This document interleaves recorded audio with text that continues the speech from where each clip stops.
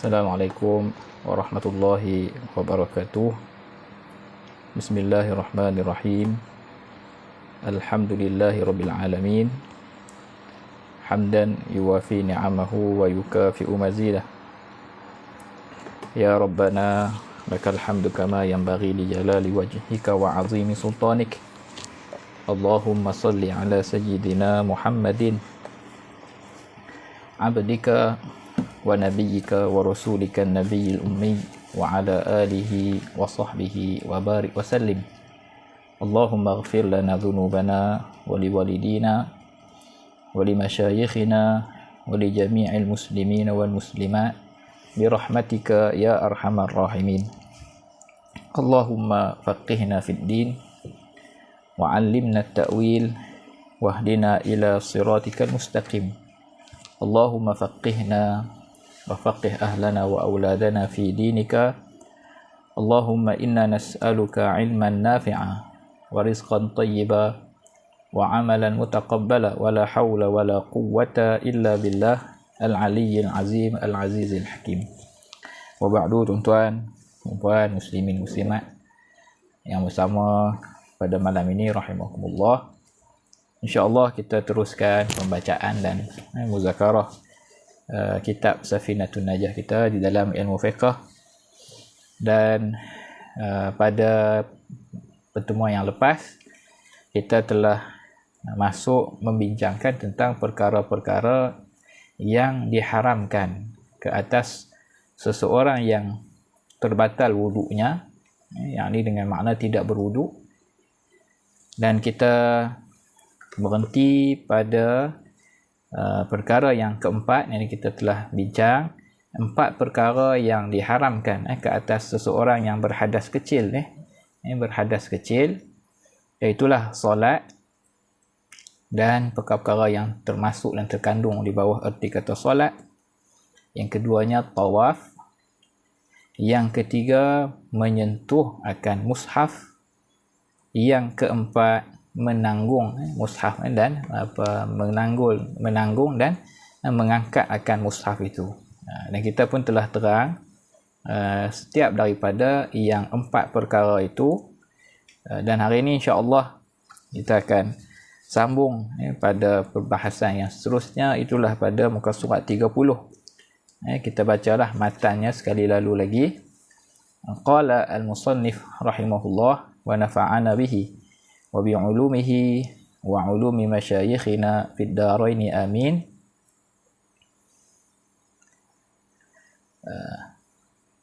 Kita ambil dekat sambungan hari ini. Wa yahrumu 'alal junubi sittatu asya'a. As-salatu wat-tawafu wa massul mushafi wa hamluhu wal lubsu fil masjidi wa qira'atul qur'ani. Kita berhenti zakat itu dulu. Terjemahannya, 6 perkara berikut diharamkan ke atas orang yang berjunub. Yang pertama, mendirikan solat. Yang kedua, tawaf. Yang ketiga, menyentuh mushaf. Yang keempat, menanggung akan mushaf itu.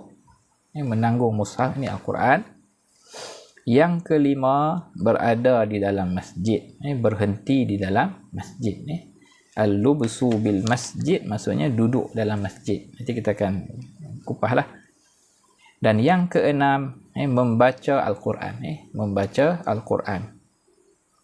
Ini 6 perkara yang diharamkan ke atas orang yang berjunub. Jadi perkara yang awal yang 4 itu samalah, sama dengan orang-orang yang berhadas kecil.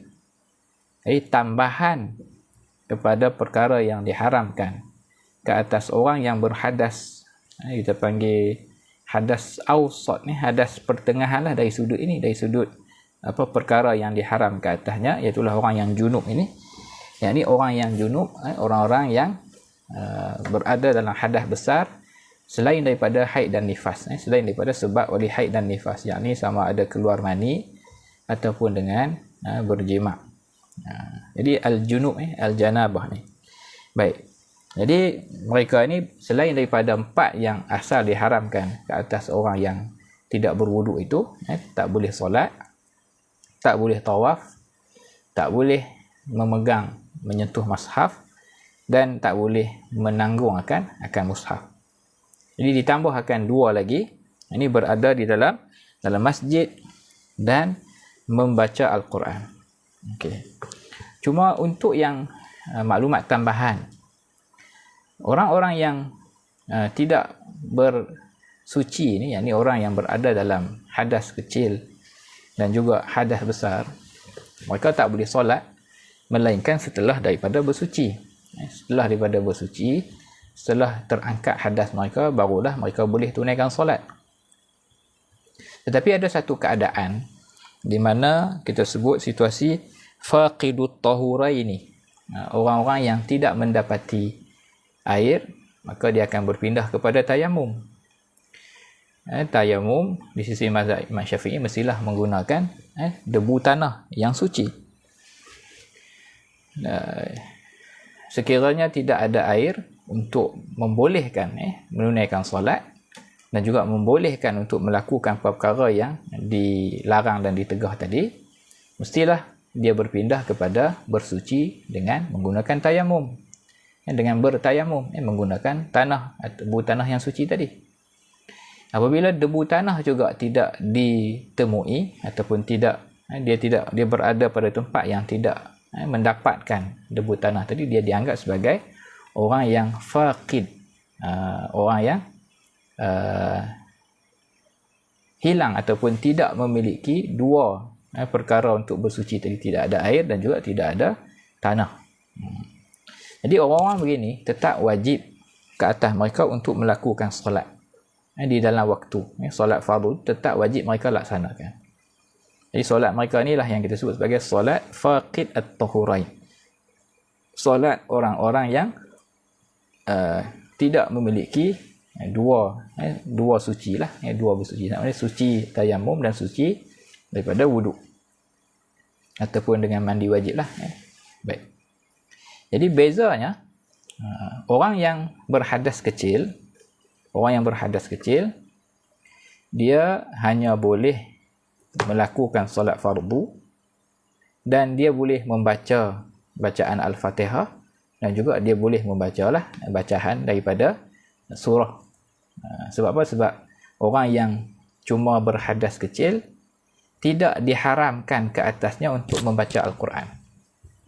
Jadi solat fardu dia tetap kena solat, tetapi dia boleh solat seperti biasa dalam keadaan itu, dan dia boleh membaca Al-Fatihah dan membaca surah.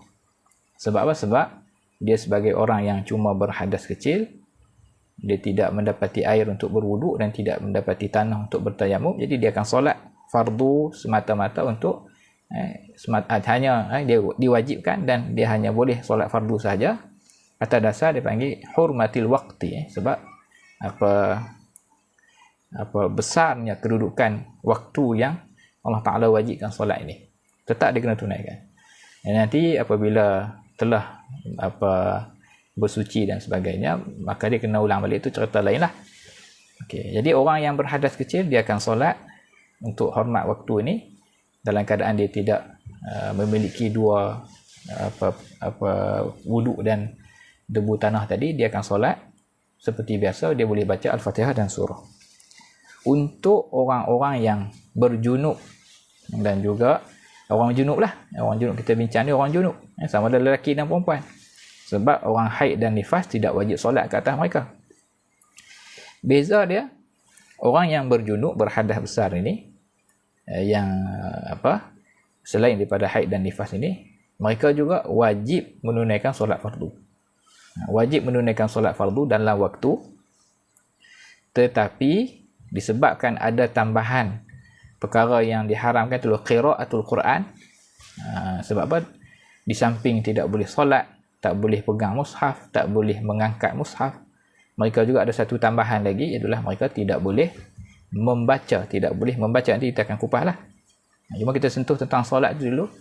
Mereka ini tetap wajib tunaikan solat dalam waktu, tidak boleh Mereka membiarkan waktu itu tanpa melaksanakan solat tadi. Tetapi mereka untuk bacaan dalam setiap rakaat itu, qiraah tadi, hanya boleh membaca Al-Fatihah sahaja. Dia hanya boleh membaca Al-Fatihah sahaja.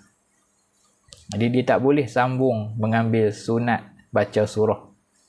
Sebab apa? Dia dibenarkan membaca Fatihah itu pun di atas dasar Fatihah itu rukun daripada solat. Maka bila dia baca Al-Fatihah tadi, selesai Fatihah, teruslah dia rukuk dan sambung rakaat seterusnya. Begitulah sampai penghujung ke-4 rakaat sekiranya dia solat 4 rakaat. Jadi orang yang berjunub yang tidak menemui air dan tanah untuk bersuci, maka dia wajib solat, tetap wajib solat. Cumanya solat dia itu pada bahagian pembacaan surah dia hanya boleh membaca Al-Fatihah sahaja, tidak boleh menyambung dengan membaca surah di dalam solat. Dia tak boleh ambil sunat baca surah rakaat pertama dan kedua itu. Kerana apa? Kerana dia ni adalah orang yang berjunub, diharamkan satu perkara lagi tambahan ataupun dua perkara tambahan lagi, iaitu tak boleh membaca Al-Quran.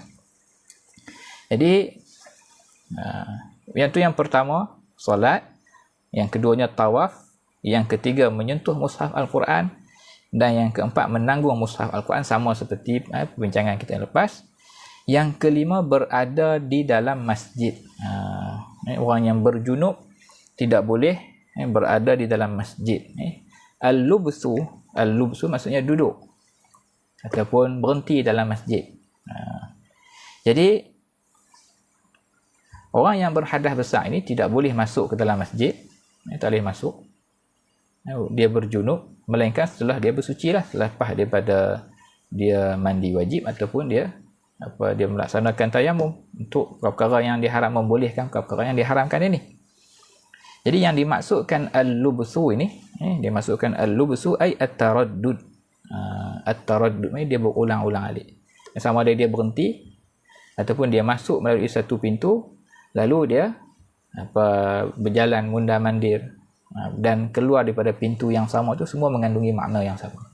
Dia masuk dalam masjid dan berhenti, sama ada duduk atau tidak, ataupun dia mundar-mandir, ataupun dia masuk daripada pintu yang sama lalu dia patah balik, atau mundar-mandir lah, dia patah balik keluar daripada pintu yang sama. Itu semua mengandungi makna yang sama, itulah al-lubthu fil masjid, ataupun digunakan dalam sebahagian matan ini al-mukthu fil masjid. Jadi berhenti dan juga berulang alik mundar-mandir tu dikira sudah berada di dalam masjid. Ini juga perkara yang diharamkan ke atas orang-orang yang berjunub. Diharamkan ke atas orang-orang yang berjunub. Jadi itu untuk orang Islam lah. In kana musliman mukallafan. Kalau dia muslim dan dia mukallaf. Dan sekiranya juga dia tidak ada sebarang keuzuran. Tapi kalau berlaku keuzuran, maka dibenarkanlah untuk dia berada dalam masjid ketika berjunub itu tadi. Contoh keuzuran tu, dia tidur dalam masjid lalu berlaku perkara yang mendatangkan hadas besar pada dia, dan bila dia nak keluar terhalang sebab masjid dah kunci dan sebagainya, maka ketika itu dikira termasuk dalam uzur. Dan disebutlah dalam perbahasan kitab-kitab yang panjang bagaimana cara dia nak buat. Untuk sekiranya dia mendapati air, maka sekiranya dia mendapati tanah, debu tanah, maka dia kena tayamum, dan ada beberapa syarat dia. Kesimpulan dia, perkara yang diharamkan seterusnya kepada orang yang berjunub ini, maka dia tidak boleh berada di dalam masjid, yakni berhenti dalam masjid ataupun berulang alik dalam masjid. Adapun perkara yang disebut al-ubur, ada lagi satu, kita ada tadi al-mukthu ataupun al-lubsu, lawan dia al-ubur. Ubur ni maksudnya abara, dia lalu sahaja. Dia lalu. Maksud dia lalu tu, dia masuk daripada satu pintu dan dia keluar daripada pintu yang lain. Itu maksud al-ubur. Sekadar lalu. Sekadar lalu. Jadi dia masuk melalui satu pintu dan dia keluar melalui pintu yang lain. Perkara itu tidak diharamkan ke atas orang yang berjunub. Jadi itu dibenarkan. Okey? Jadi hukumnya dibenarkan. Dibenarkan ke atas orang yang berjunub untuk lalu di dalam masjid. Di dalam Hasyiah Imam Al-Bajuri rahimahullah menyebut al-ubur ini lawan kepada al-mukthu ataupun al-lubsu, hukumnya dibenarkan. Maksud al-ubur ni huwa ad-dukhul min babin, masuk melalui satu pintu, wal khuruju min akhar, dan keluar daripada pintu yang itu masuk al-ubur. Jadi dibenarkan, hukumnya dibenarkan. Dan sekiranya dia lalu itu, lalulah, jalanlah. Tidak, Syekh kata apa? Fala yukallaf al-isra' fil masyi. Kalau dia pilih untuk lalu itu, maka tidak pun dibebankan ke atasnya untuk bergerak dengan laju, bergerak dengan pantas. Bal yamshi 'ala al-'adah, bahkan dia boleh berjalan seperti biasa, marran bihi, maka hukumnya dibenarkan, dia lalu. Okey.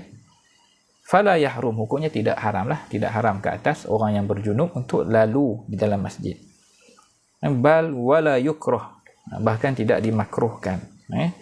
Yakni untuk orang yang junub, sekiranya dia melalui satu pintu dan keluar dari pintu ini, hukumnya harus, bahkan tidak sampai makruh. Dan Imam Bajuri kata hukumnya khilaful aula, khilaful aula. Okey. Baik. Jadi sekiranya ada hajat, maka lebih-lebih lagi lah dibolehkan untuk orang itu lalu. Dan kebiasaannya boleh jadi dia nak lalu tu sebab shortcut dan sebagainya, ataupun lebih mudah daripada nak lalu ikut jalan jauh. Jadi perkara itu dibenarkan ke atas orang yang berjunub. Baik. Jadi itu beza dia. Itu beza dia antara al-ubur dengan al-lubsu fil masjid. Ini untuk orang yang berjunub. Adapun untuk orang haid, nanti kita akan sambung di tempat dia lah. Okey. Baik. Di sini ada satu faedah. Bila kita sebut syarat dia yang untuk kita haramkan dan tegah orang yang berjunub ini masuk ke dalam masjid, syarat dia mestilah seorang tu muslim dan mukallaf. Maka orang-orang yang bukan Islam ni dibolehkan untuk berada dalam masjid, dibenarkan.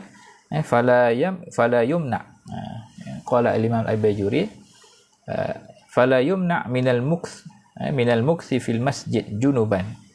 Jadi orang-orang yang bukan Islam, sudah tentulah mereka ni berjunub dan mereka tidak mandi wajib dan tidak bersuci. Jadi ada ketika tertentu mereka akan masuk ke dalam masjid, masuk ke dalam masjid, dan juga ada urusan dan sebagainya. Perkara-perkara ini hukumnya dibolehkan. Dibolehkan untuk mereka masuk ke dalam masjid. Kita bacalah sikit. Kenapa dibolehkan? Sebab li'annahu la ya'taqidu hurmatah. Sebab sudah tentulah orang kafir ini tidak beriktikad akan haramnya perkara tersebut. Wa in haruma alaihi min haitsu innahu mukallafun bil furu'.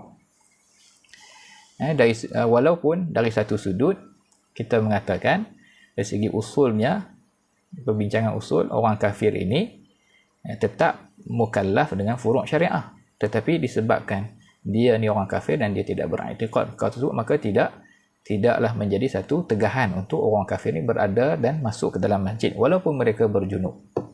Cumanya Tuan Syekh sebut penting kat sini.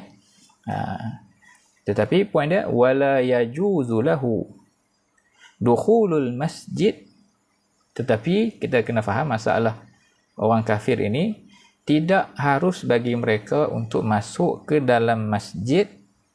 Okey, la yajuzu lahu dukhulul masjid walau ghairu junubin, walaupun dia tidak berada dalam keadaan junub, contohnya illa biizni, melainkan dengan izin, illa biizni muslimin, melainkan dengan izin orang Islam. Jadi maksudnya ada AJK yang menguruskan, jadi mereka datang nak berziarah dan mereka datang nak berurusan, sekiranya ada orang Islam yang mengizinkan untuk mereka masuk, ketika itu dibolehkan. Jadi dengan peraturan, dengan guideline dan sebagainya, hukumnya dibolehkan untuk mereka masuk ke masjid. Dan boleh jadi mereka hadir ke masjid itu, dan mereka masuk ke masjid itu boleh mendekatkan mereka kepada dakwah dan sebagainya.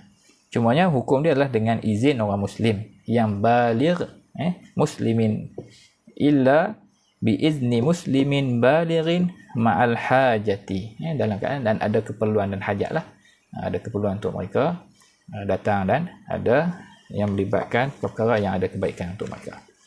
Okey, boleh tak? Itu tambahanlah sedikit. Jadi orang-orang yang berjunub tidak dibolehkan berhenti di dalam masjid dan berulang alik berlegar-legar dalam masjid. Yang dibolehkan hanya lalu al-ubur tadi. Baik, perkara yang keenam yang diharamkan ke atas orang-orang yang berjunub ini adalah wa qiraatul qur'ani, dan membaca Al-Quran. Wa qiraatul Quran, dan membaca Al-Quran. Okey, membaca Al-Quran. Al-qiraah ni yang dinamakan al-qiraah, kita membaca dan menyebut itu dengan kadar yang mencapai kadar bacaan sir. Itu yang disebut sebagai qiraah. Okey, itu kena faham qiraah. Kita membaca itu dengan bacaan yang mencapai kadar bacaan sir yang menjadi syarat untuk sah bacaan Al-Fatihah di dalam solat. Apakah kadar bacaan sir itu? Sekiranya kita berada pada tempat yang diam, dan juga kita berada pada suasana yang sunyi, dan juga suasana yang mu'tadil, dia punya sunyinya tadi, dan orang yang membaca itu, dia membaca dalam keadaan yang sunyi, suaranya dapat didengari oleh telinganya sendiri, dalam suasana yang mu'tadil tadi. Itu baru capai tahap yang qiraah. Maksudnya yang kita sebut, dia baca tu ada keluar bunyinya lah, walaupun bunyinya hanya didengari oleh telinganya pada suasana itu tadi.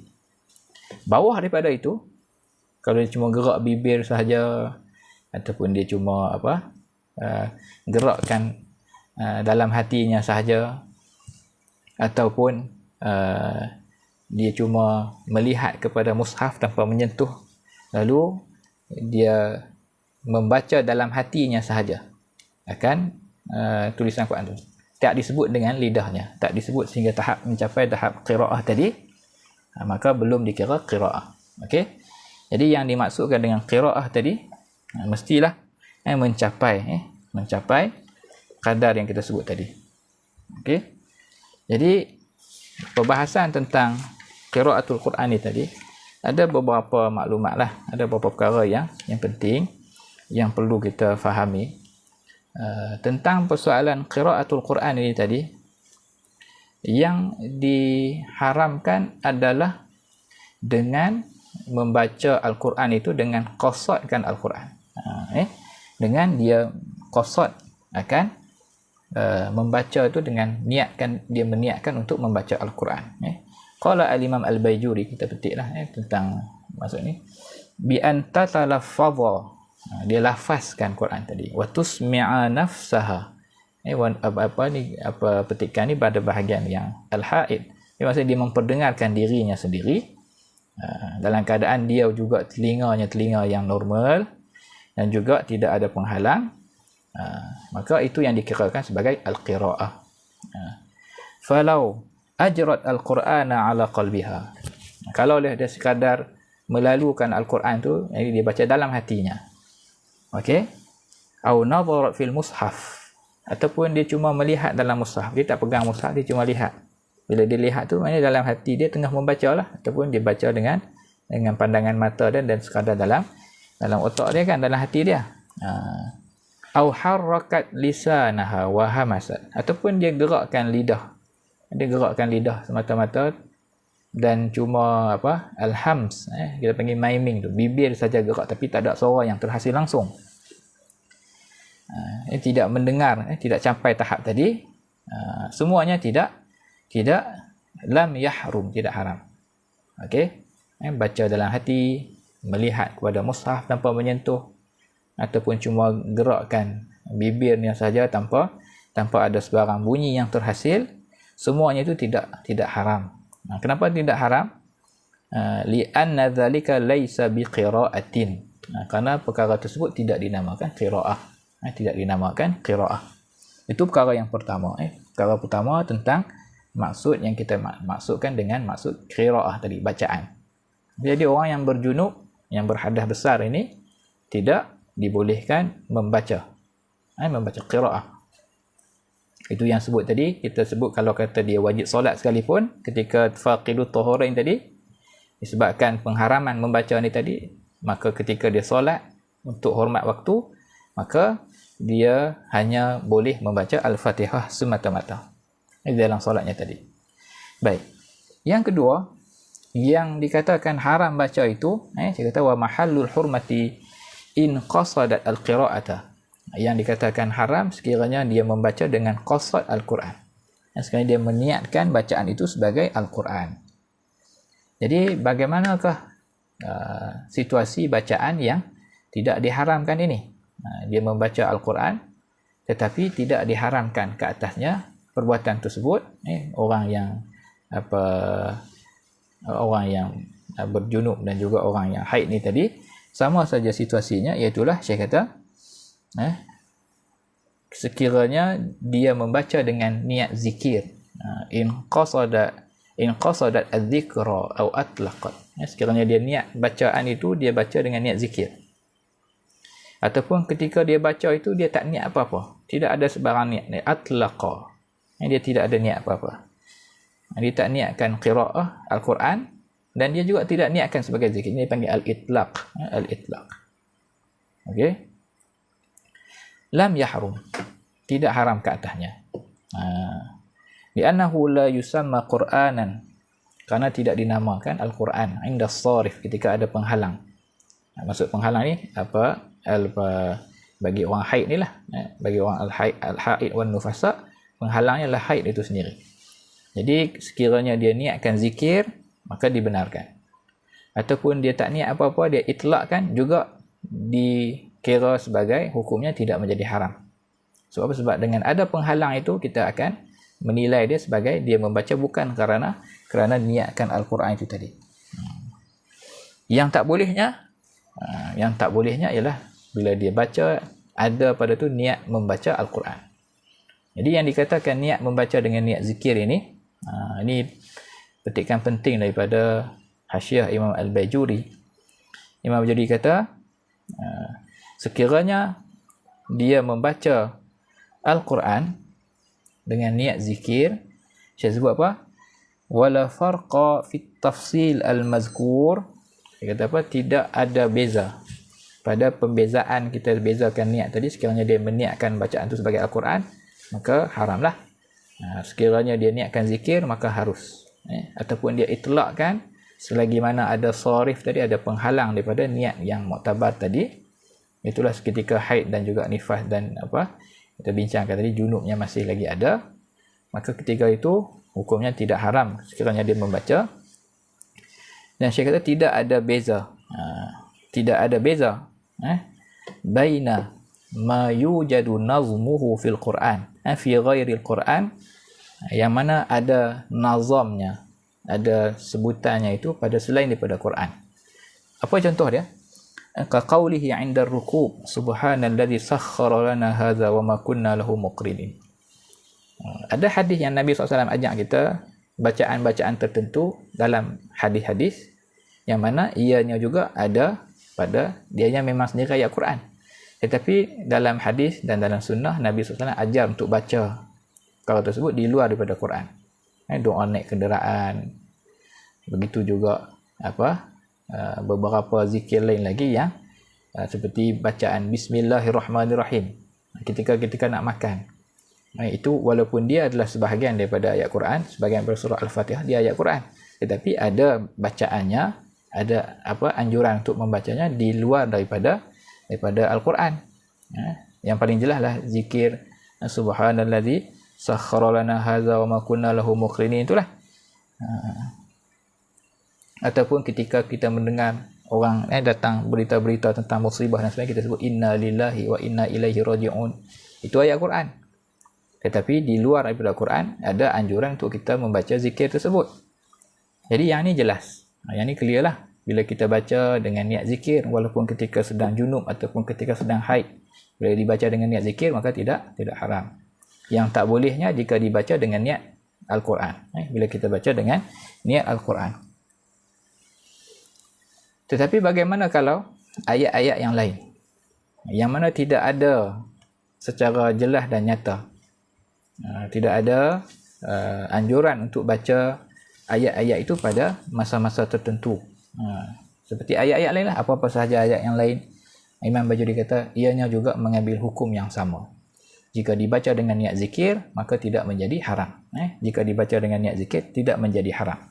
Saya kata apa? La farqa, tidak ada beza di antara yang ada nazamnya di luar Al-Quran, ataupun saya kata apa? Wama la yujadu nazmuhu illa fihi, yang mana tidak ada nazamnya, tidak ada ayatnya, itulah tidak ada susunan ayat, melainkan di dalam Al-Quran sahaja. Ka ayatil kursi, ini menarik. Ka ayatil kursi wa suratil ikhlasi, juga dibolehkan jika dibaca dengan niat zikir. Ini menarik. Jadi Imam Al-Bajuri mengatakan tidak ada beza, sama ada yang ada nazamnya, ada susunannya dalam zikir di luar daripada Quran, ataupun yang hanya ada dalam nazam Al-Quran semata-mata, seperti ayat kursi dan suratul ikhlas juga mengambil hukum yang sama. Jadi kalau dibacakan ayatul kursi, dibacakan suratul ikhlas dengan niat az-zikr, dengan niat zikir, maka tidak menjadi haram ke atas orang yang al-haid wan nufasa ni tadi. Walaupun ini ada khilaf. Imam Bajuri sendiri bawalah, dia kata wa in qala az-Zarkashi rahimahullah la syakka fi tahrimi ma la yujadu nadmuhu illa fil Quran.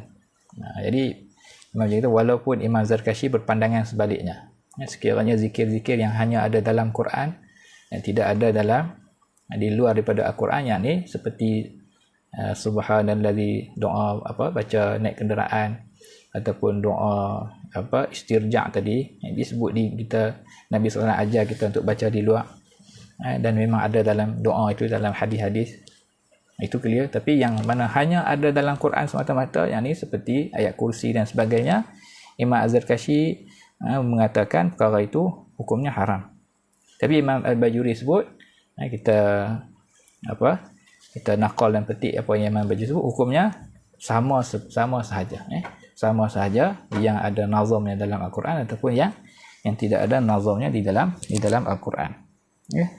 Fal mu'tamad, saya kata mu'tamadnya jarayadut tafsil, berlakunya tafsil pada niat bacaan tadi, fi ahkamihi, sama ada pada ayat-ayat yang melibatkan hukum hakam, wa mawa'idhihi, ataupun ayat-ayat mau'izah, wa azkarihi, ataupun ayat-ayat yang ada zikir, wa akhbarihi, dan juga ayat-ayat menceritakan tentang khabar-khabar, segala bentuk ayat Quran lah.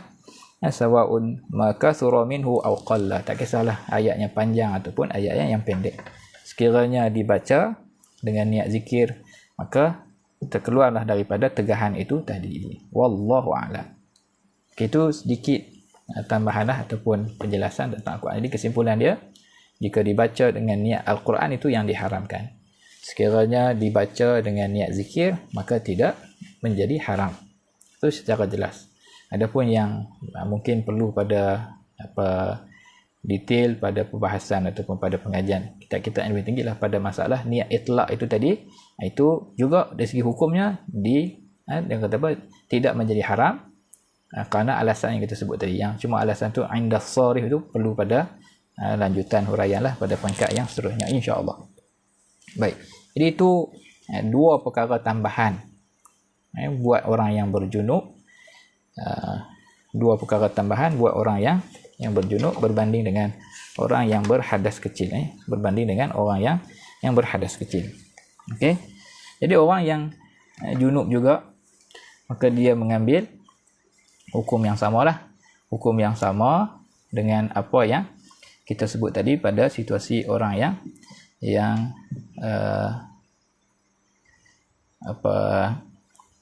orang yang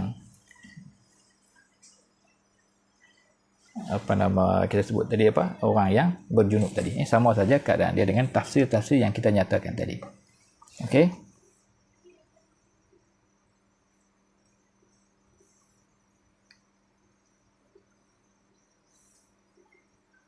Baik.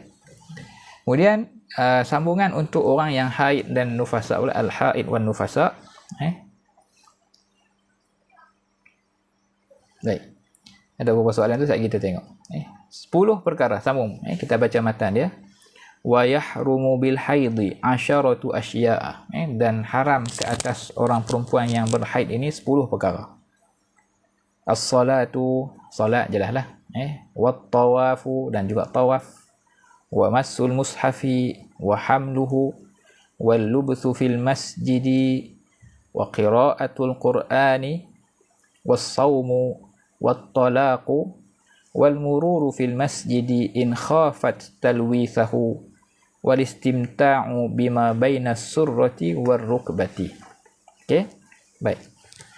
Kita tengok 10 perkara berikut pula diharamkan ke atas wanita disebabkan mereka didatangi oleh darah haid ataupun nifas. Darah haid ataupun nifas. Pertama, melakukan solat. Pertama, mereka melakukan solat. Cuma tambahan untuk orang perempuan yang haid dan nifas ini kena faham, solat mereka itu tidak wajib. Bukan sekadar haram, bahkan tidak wajib ke atas mereka. Dan tidak perlu qada. Dan kalau mereka qada sekalipun, hukumnya makruh. Dan ada tafsil tentang bagaimanakah situasi keadaan mereka itu. Orang yang haid ni bukan sekadar tak sah solat mereka, bahkan tidak wajib dan tak perlu qada. Dan kalau qada sekalipun, hukumnya adalah makruh. Hukumnya adalah makruh. Yang keduanya tawaf. Yang ketiganya menyentuh mushaf, dengan tafsir yang kita dah sebut sebelum ini. Yang keempatnya menanggung mushaf, pun sama dengan dengan tafsir yang telah kita terangkan sebelum ini. Yang kelima, berada di dalam masjid, al-lubthu, yang ini dengan maksud masuk melalui satu pintu dan keluar pada pintu yang sama. Lalu dia ada unsur berhenti ataupun ada unsur dia berlegar-legar dalam masjid, hukumnya haram. Okey. Kemudian membaca Al-Quran juga dengan sama saja seperti yang kita terangkan tadi bagi orang yang berjunub, qiraatul Quran. Yang ketujuh, berpuasa. Ini puasa ni diharamkan ke atas orang perempuan yang sedang haid dan sedang nifas. Cumanya untuk masalah orang puasa ni, kita ada beza antara tamat berhentinya darah, itu sudah dikira berhenti dia punya haid dan berhenti dia punya nifas. Tetapi boleh jadi dia belum bersuci, dia belum mandi wajib lagi, ataupun dia belum tayamum lagi. Dari sudut puasa ni, dari sudut puasa, yang diharamkan ke atas al-haid wan nufasa ni adalah sekiranya darah belum berhenti. Apabila dah berhenti sahaja darah, walaupun dia belum mandi wajib lagi, maka sudah dibolehkan dia untuk berpuasa. Untuk dia berpuasa. Okey. Jadi contohnya darah haid dia tamat sebelum terbit fajar. Jadi dia belum lagi mandi wajib. Dari sudut puasa, dia sudah boleh memulakan puasanya dan puasanya dikira sah. Okey. Itu tambahan untuk situasi orang yang berpuasa lah. Orang yang berpuasa bagi orang perempuan. Jadi itu yang berkaitan dengan puasa kepada orang perempuan. Jadi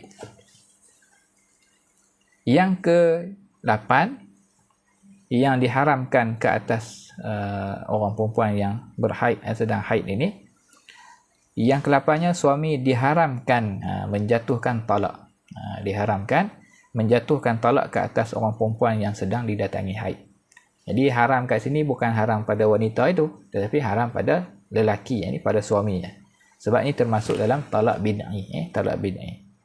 Hukumnya haram, tetapi sekiranya dia jatuhkan dari sisi mazhab Imam Syafi'i, talaknya itu dikira sah. Talaknya sah, tetapi dia telah melakukan perkara yang haram. Yang ke-9, wanita yang didatangi oleh haid atau nifas diharamkan lalu di dalam masjid. Okey. Okey. yang kesembilan, wanita yang didatangi oleh haid atau nifas diharamkan lalu di dalam masjid. Jadi maksud lalu tu, tadi kalau kita tengok orang junub kita kata sekiranya dia lalu dengan maksud dia masuk melalui satu pintu dan keluar dari satu pintu yang lain dan dia tidak berulang alik, dia terus pergi tu, hukumnya tidak haram, bahkan tidak makruh, cuma khilaf aula. Itu bagi orang yang junub, orang yang berhadas disebabkan oleh junub. Adapun al-haid wan nufasa, lalu juga hukumnya haram, tapi sekiranya in khafat talwisahu, sekiranya dia takut akan mengotori akan masjid.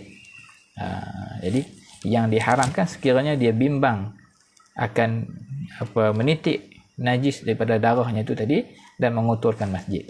Itu yang dijadikan haram. Tapi sekiranya dia aman daripada perkara tersebut, yang ni dia dah letakkan lapik dan juga dibalut dengan sempurna dan tidak ada kebimbangan akan menitik dan mengotorkan masjid, maka hukumnya juga dibenarkan kepada orang perempuan untuk melalui dengan maksud al-ubur tu tadi. Dalam nota kaki tu ada disebutkan, maka sekiranya wanita yang sedang didatangi haid atau nifas masuk ke dalam masjid dari satu pintu dan dia terus berjalan tanpa berhenti sehingga dia keluar dari masjid tersebut melalui satu pintu yang lain, sekiranya dia tidak risau akan mengotorkan masjid kerana dia telah memakai tuala wanita contohnya, maka laluannya di dalam masjid tersebut adalah makruh, sekiranya laluan tersebut tanpa sebarang keperluan. Namun sekiranya laluan tersebut kerana ada keperluan seperti wanita itu ingin mendekatkan jarak ke rumahnya, maka laluan di dalam masjid adalah tidak makruh. Maka laluan dalam masjid adalah tidak makruh sekiranya telah aman daripada kebimbangan mengotorkan masjid tadi, dan kemudian dia juga ada hajat, maka gugurlah hukum makruh tersebut. Ini bagi orang perempuan. Tapi sekiranya dia bimbang, maka tetap haram walaupun sekadar lalu. Sekiranya ada kebimbangan masalah mengotorkan masjid tadi, maka hukumnya tetap tetap menjadi haram lah. Kemudian adalah tambahan, tuan-tuan perempuan bolehlah baca di situ tentang fatwa oleh Pusat Fatwa Kebangsaan Mesir tentang masalah wanita yang haid untuk ziarah ke makam Rasulullah SAW, ke masjid Rasulullah SAW. Baik, yang ke-10-nya suami, perkara yang diharamkan ke atas seorang perempuan yang sedang haid ataupun nifas ini, al-istimta' bima baina surrati war rukbati. Yang dimaksudkan dengan al-istimta' ini ke-10, suami dan isteri yang sedang didatangi oleh darah haid itu atau ada nifas itu diharamkan bersedap-sedapan dengan bahagian anggota badan yang terletak di antara pusat wanita tersebut dan antara lututnya. Okey. Jadi yang dimaksudkan dengan al-istimta' itu, kalau kita rujuk kepada Nailur Rajak, kitab Nailur Rajak mengatakan an-nadharu wal lamsu bi syahwatin bila hail. Yang dikatakan istimta' itu adalah an-nadhar wal lamsu, melihat dan juga menyentuh bi syahwatin, dengan syahwat, bila hail, tanpa ada lapik. Ini yang disebut dalam kitab Nailur Rajak.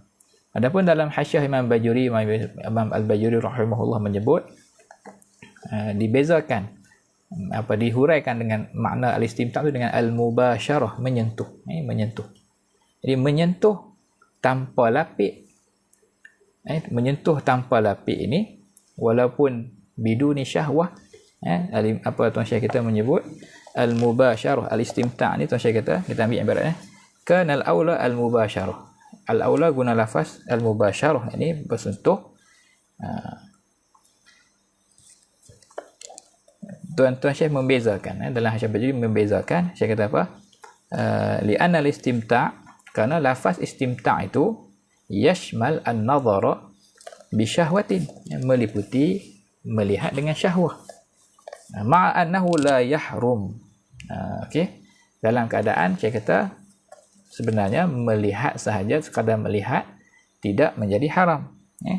Melihat dengan syahwat itu tidak menjadi haram. Jadi yang tempat ataupun perkara yang diharamkan adalah al-mubasyarah, menyentuh bila biduni hailin, tanpa adanya lapik, tanpa adanya lapik. Jadi wal mubasyarah, mubasyarah ni saya sebut tidaklah termasuk dengan melihat tadi. Jadi seorang suami tidak boleh memegang pada bahagian itu tanpa ada lapik.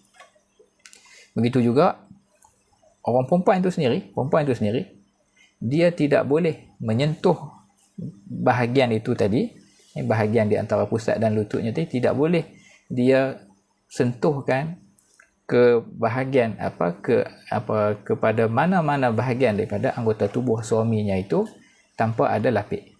Bukan sekadar suami tidak boleh pegang, isteri itu sendiri tidak boleh menyentuh tubuh suaminya dengan anggota yang di antara pusat dan lutut itu tanpa ada lapik. Saya sebut apa?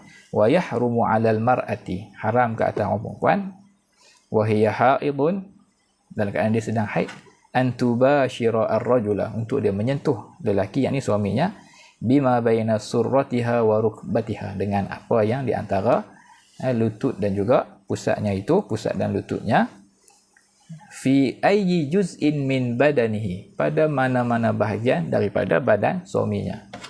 Kita bagi contohlah, dia pergi sentuhkan, dia pergi kita panggil sentuhkanlah, dia sentuhkan antara pusat dan lututnya tadi tanpa berlapik pada kaki suaminya ataupun pada lutut suaminya ataupun pada bahagian-bahagian tertentu, juga diharamkan. Bukan sekadar diharamkan kepada suami itu tadi. Fi ayyi juz'in min badanihi, walaupun ma bai'a ghairi, walau fi ayyi juz'in min badanihi walau ghairi ma baina surratihi wa rukbatihi, walaupun selain daripada pusat dan lutut.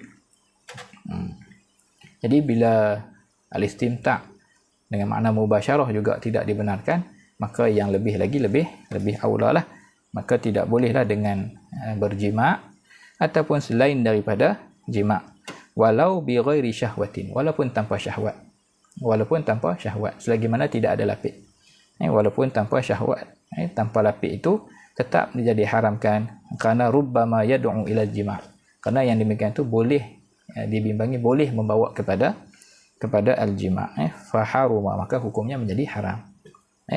Jadi itulah sedikit sebanyaklah tambahan tentang perkara-perkara yang diharamkan ke atas orang yang berada dalam keadaan al-haid wan nufasa. Cumanya macam kita sebut tadi, bezanya yang ini berbeza dengan puasa. Disebut dalam kitab Nailur Rajak, sahabat-sahabat boleh rujuk, yastamirru tahrim, haram al-istimta' ini dengan makna al-mubasyarah itu tadi, ila an taghtasila, sehinggalah sampai perempuan itu telah mandi. Yakni walaupun telah tamat haid dia, tetapi belum lagi dia mandi, maka al-istimta' itu tadi dengan maksud al-jima' dan juga al-mubasyarah itu tadi tetap masih kekal pengharamannya.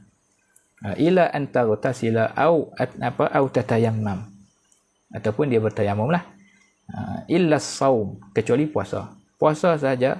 Begitu juga wat talaq, tolak juga dibenarkan sekiranya telah tamat haid tetapi isteri itu belum mandi. Maka sekiranya suami menjatuhkan talak ketika itu dengan syarat-syarat dalam bab tajuk tolak ini, bab tolak bid'ah itu tadi, sekiranya cukup syaratnya walaupun isteri itu belum lagi mandi, sudah menjadi halal. Dia kata apa? Kedua-dua itu al-saum wat talaq yahillani, menjadi halal bil inqita', dengan tamatnya darah. Adapun al-istimta' ataupun al-mubasyarah itu tadi kekal haramnya selagi mana isteri itu ataupun perempuan itu belum bersuci, belum bersuci. Jadi wallahu a'lam. Ada beberapa soalan tu nanti kita sambung, ataupun kita akan minta izin kita bawa ke hadapan lah untuk saya semak dulu. Saya pun tak banyak je lah sebab saya tengok dalam tulisan tu.